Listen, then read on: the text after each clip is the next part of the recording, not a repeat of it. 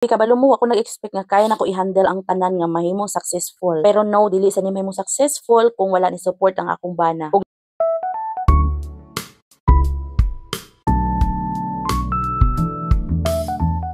For today's video guys, katuray ni Friday sa gabi. Nag-andam na midaan anak kay pagka Saturday is ang plano maligo mig dagat. So gabi pa lang gi-marinate na nako ang chicken pang fried chicken then gi-prepare na tanang kailangan para sa dagat. So mo tutuod man wala na sayop na nagitag dagat. So dito din mi sa south naligo guys. Among handaan ni is nag-fried chicken lang ko, nagpalit mig lechon, nagpansit ug nagsugba mig bangus. Then nagdalami og ice cream nga isa lang ka. Tuod man mapasalamaton jud ko kay enjoy kaayo ang among pagkaligo kay daghan-daghan jud. Kani is mura ni siya smooth opening pa ni siya sa celebration. Bitaw kay wala man mi nagkarni kay nabaya mi karni ani napalit nga mga baka sa tagom din nagpaihaw na mi. Pero lagi hasulan na kuha ng alanganin kay ba niya magluto-luto pa sumuora ni ang among gi-prepare good ka ng simple lang. Nakapalit sa di akong kinilaw nga murag 2 ka kilo. Mao lang to siya among gipaaway. Salamat ra sad kay successful og tama-tama ra jud ang among mga foods. So diri nga area is very neat jud kay dinhi akay lami mo tan-aw ning baybay nga white sand. So muna nga ang among kaldero giparbutang ra dira sa may balas kay para dili na magukad-ukad. Lami po dinhi akay naidako nga kahoy dili jud mo mainitan basta oy lami kay samtang dili ka maligo pwede ra sad ka magduyan or maglingkod-lingkod sa dapren mag-chill-chill lang ba. Inanaw nimo ang palibot niya, langhap nimo ang fresh kay nga hangin gikan sa dagat. Kabalo mo guys, lami kay maghanda-handa ba niya daghan bitaw kag bisita ganahan kay ko nang una kay. Ma-feel kay nako nga ay ganang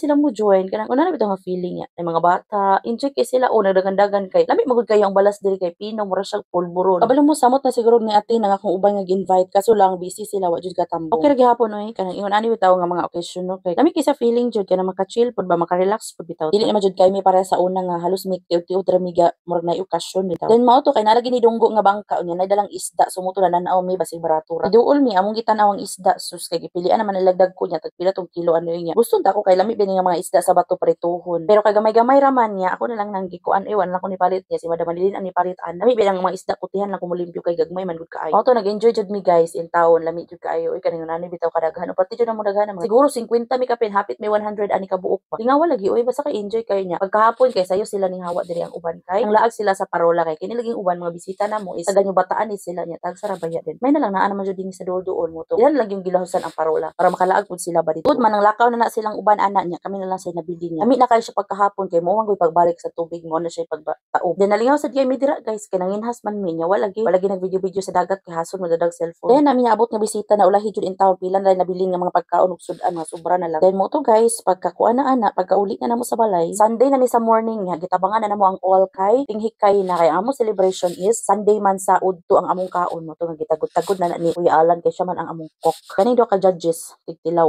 char bitaw oy nindot jud kay ning magkatambayayong ba daghan bitaw tag bisita atong bisita mo tabang pod thank you jud kay mga maring mo to iloy pod akong ati kay tagbaw jud pod mo to galingaw jud kay sila pinanitay lamas den nagniluto ay nagsugod grabe kabalo mo ako nag-expect nga kaya nako i-handle ang tanan nga mahimong successful pero no dili sa ni mahimong successful kung wala ni support ang akong bana ug labaw pa thank you kay sa mga ni support pod ug tabang preparasyon amo ani nga selebrasyon so happy kay ko 10 years na jud mi sa amuang kasal unang makaingon tanghala no kadugay naman di ay jud namo oy niya murag bag-o lang ano makaingon ko mga thank you Lord sa niabot nga uig nga ani nami kadugay unya makaingon ka nga grabe ang Lord grabe ang Ginoo mo surprise sa atong life mo surprise sa atong kinabuhi mao na day no nga basta isalig lang gini ang tanan sandig ka sa Ginoo gid ay imposible kaning tanan nahitabo og nakabuot nato gumika ni sa iyang pagtugot gumika ni sa iyang pagpiyal nga para ni nato then mao to after sa alas 3 nga simba nang laag mi dinhi sa among farm kay lagi gusto sila mo suroy dinhi lagi sa bukid ay amo silang gidala dinhi kabibo sa mga person kay perti ginamong daghana gid ani mura gid mig namis mura jud mig ni dayo dinhi kay napoy piyesta dinhi pero wa gisuroy ra gid sila diri ka first time po sila nakaabot dinhi kini laging busy sa mga life talag sara makalaag jud then after simba alas 6 nagprepare na po sila kay manguli na pero ani hapon gud midaan ani sa balay ay sila nang lakaw mo to kay nani man jud ni life magbulag-bulag naman jud thank you kay ninyong tanan God bless sa atong tanan.